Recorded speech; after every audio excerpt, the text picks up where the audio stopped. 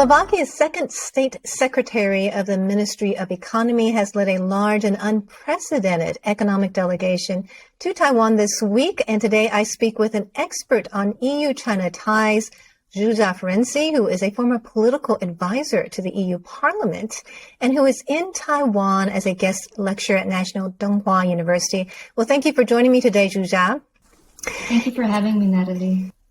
And tell me, how significant is the Slovakia trade delegation? We know there are about 18 top officials here. I believe that the visit of the Slovak delegation is significant on three levels. First, I would say that it is significant for the future of Taiwan-Slovakia relations. This delegation, following up on a recent trade delegation from Taiwan to Slovakia just last month, is an indication that there is a process of expanding and maturing bilateral relationship between Taiwan and Slovakia. And this is based on mutual interest and reciprocity. Now, on the second layer, beyond the bilateral level, I think it is important for the future of Taiwan relationship with Central Eastern Europe. In this regard, Slovakia is member of the 16+1 cooperation framework, which was established by Beijing.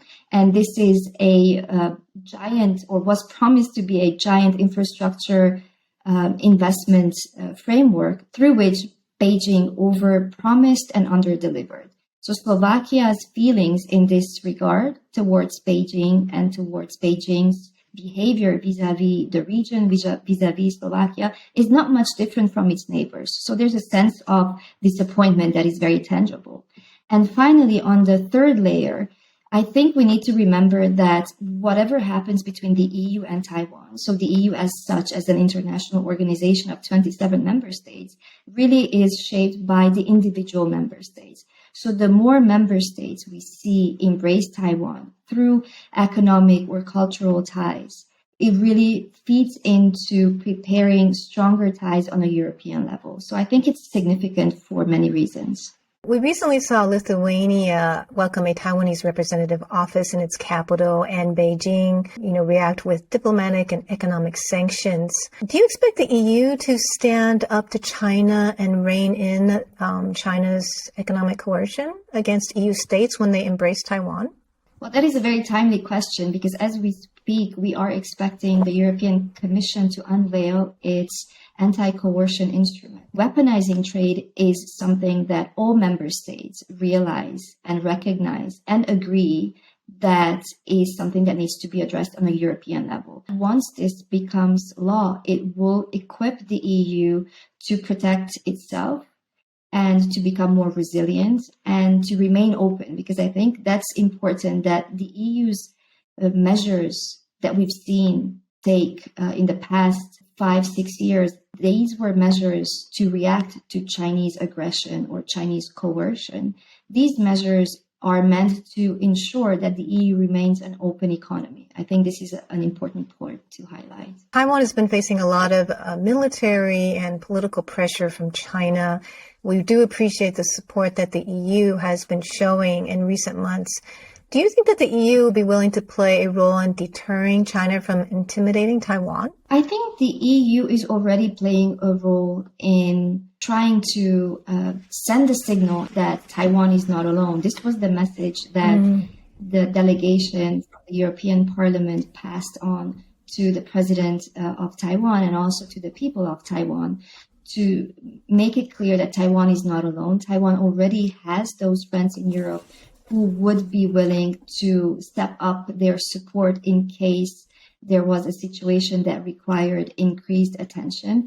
I think at the moment, by placing Taiwan at the core of its Indo-Pacific strategy, I think it's also very indicative of how the European Union sees Taiwan. It sees Taiwan as a strategic value. There is a shared unease inside the European Union that China's threat is something that needs to be addressed on a European level. And I think, speaking of threats and national security and even military threats, I think it's interesting here to mention that in the last joint communique of the NATO members, there was a clear statement that China is posing security challenges. Russia is a threat. they pose a threat to the future of democracy and democratic governance, not only in Lithuania and in the Baltic region, but in the entire European Union. So I think member states are all moving in this direction, and they are moving from narrative to action. This is the most important thing. And this is the biggest test. I think what we see with Lithuania is a big test for the European Union. The EU has not moved away from its one China policy, but what has changed is the willingness of member states to say that it is their right to cooperate with Taiwan. And this is in no violation of their one China policy. This is a big change, and this is tangible, this is real. And I think this is not something that we will be seeing reversed. And I don't think there's any readiness to reverse this emerging dynamic. Well, that's great to see, and we've seen a lot happen in the past few months to confirm what you just said.